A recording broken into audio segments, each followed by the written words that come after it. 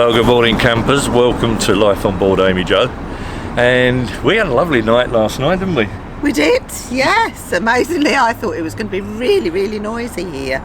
But it wasn't. It was actually quite quiet. We slept quite well. So as for today, well, we did say we were going to head for Gas Street today, but we've had a look on the maps and it's an 8-hour cruise, which we're not up to, so we're not doing 8 hours. So we're hoping to make to a place called Tipton. We've been there before. It's near the Black Country Museum. We know a couple of safe moorings around there, and that's where we hope to moor today. So without any ado, let's get going, shall we? Let's get going. I suddenly realised that you didn't really know whereabouts in the UK we are, so this is our starting point relative to the UK itself. Today's route will see us leaving at Wolverhampton visitor moorings and continuing on the Birmingham Canal network to Horseyfields Junction. We'll continue straight on the old line until we get to Deepfields Junction. Again, we'll continue straight on until we get to Factory Junction. Here we'll hang a right and we'll turn on to the old line, continue on the old line, and then we'll stop at Tipton, courtesy of the Friends of Tipton Cut on the offside north of Owen Street Bridge.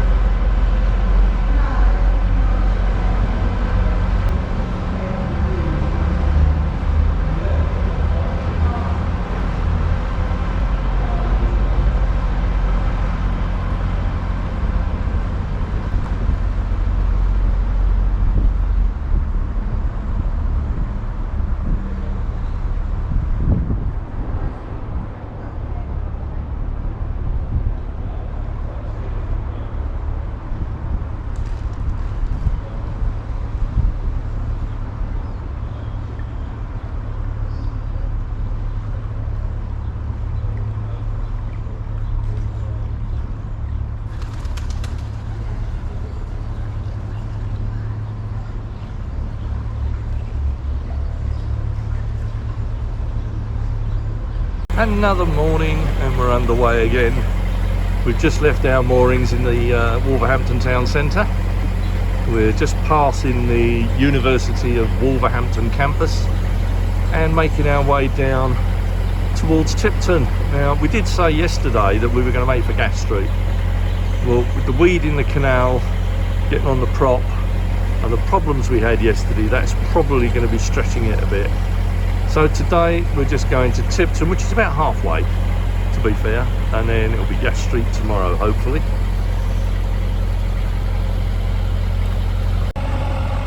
There are numerous railway lines that run through Wolverhampton, and this is one of many that follows the canal. And we'll be quite close to the railway as we go right through Wolverhampton. And this junction here is which junction, Chris? Horseyfields Junction. Horseyfields Junction, if you didn't hear that. What is now an arm at Horseyfields Junction was the original course of the canal, but it was eventually diverted towards Wolverhampton, where we moored last night.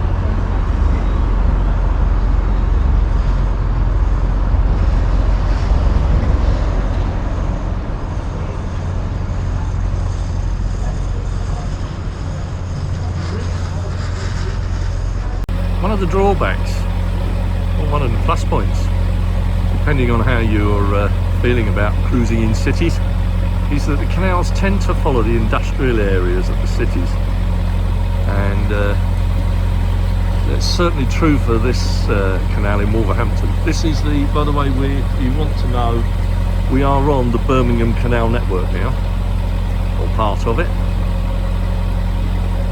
This huge building here is the site of a former electricity generating station. It's obviously being bulldozed and used for other purposes at the moment, but there's all the electrical kit that used to work. Obviously it's all redundant now.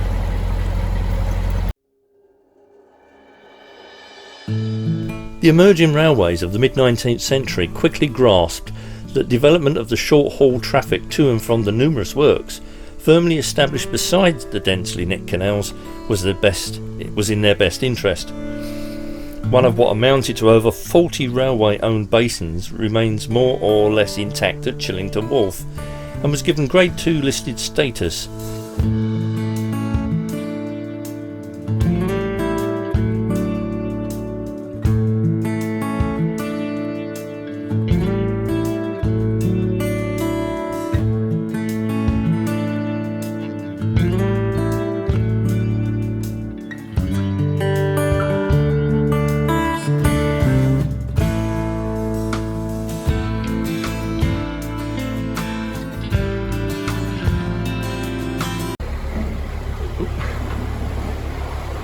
We're just about to go through a set of narrows, and right by the narrows are these little cottages, and this was a toll point in the old working boat days, and this was the toll office.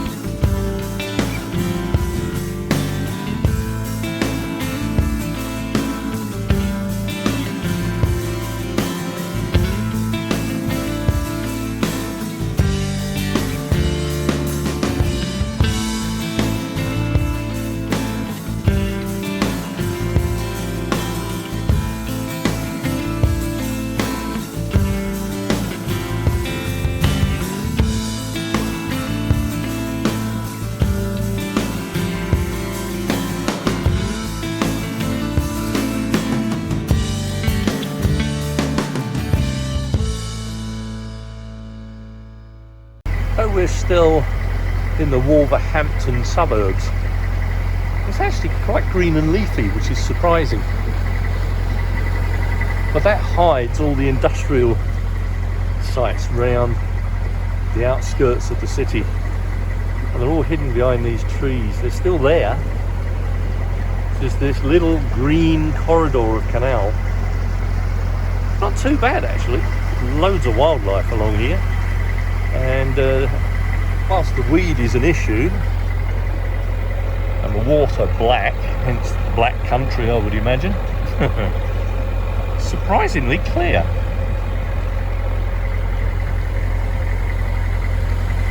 As is inevitable when we're cruising, we couldn't cruise many days without rain, could we? And it's just started raining. Train!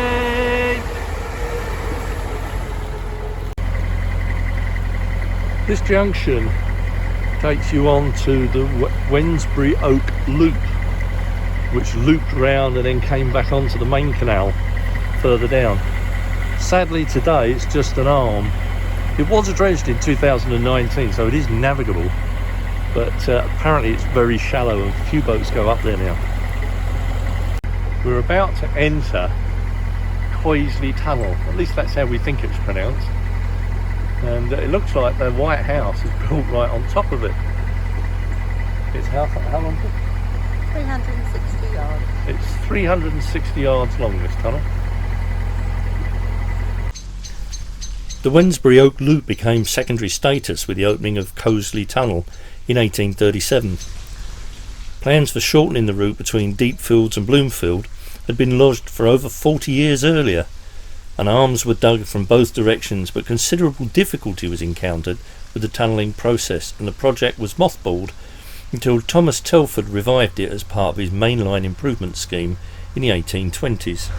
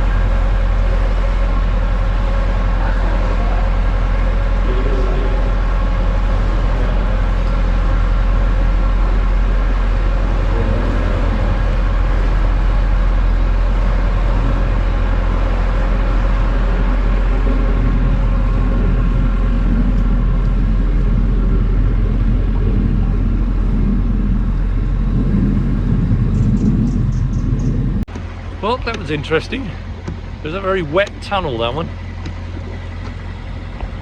I got a bit wet. But I have to say, it's the first chance we've had to try the tunnel light with the LED lamp inside it, and I'm very pleased with it. That worked really well. So I wouldn't want to be a boat coming the other way, mind, but it lit the tunnel up nicely. I could see where I was, even with my glasses on. Now, I've mentioned this in vlogs before. Entering tunnels with these glasses with the reactor lights, I can't see where I'm going. But thanks to the tunnel light, that wasn't an issue in this tunnel.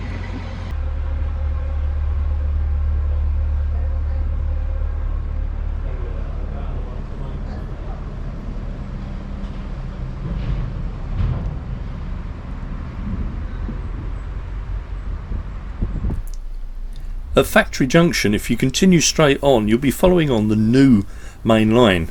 Now, we cruised this on our way back from the Black Country Museum a couple of years back, so this time we did a right and continued to follow the old line towards Tipton.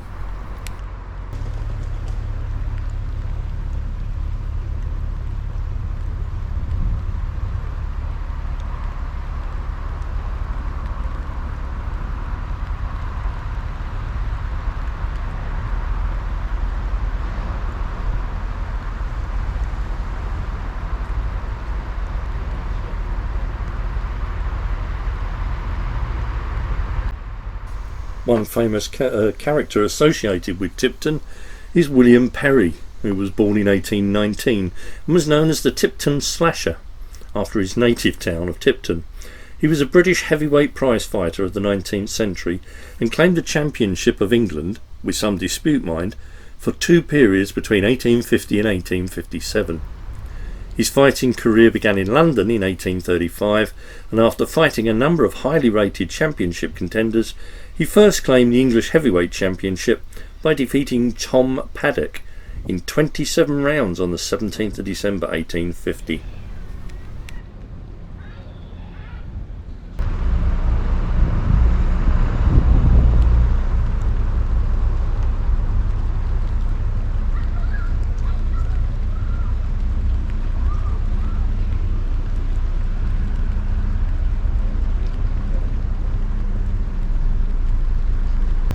And here's our moorings for the night, moored up on the off side of the canal opposite the medical centre here in Tipton. There's room here for 2 or 3 boats and it's quite safe to moor overnight.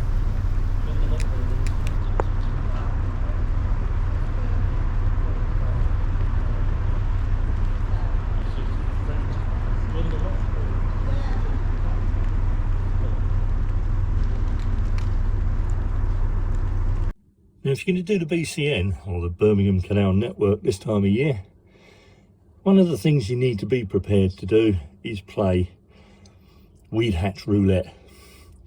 So let's see what we've caught today, shall we?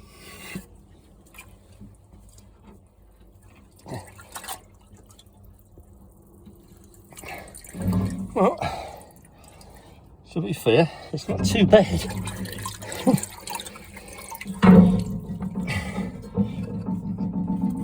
You can see it's quite clear. The water's lovely and clear, I'll give it that, but all we've got is a bit of string weed round the back of the shaft.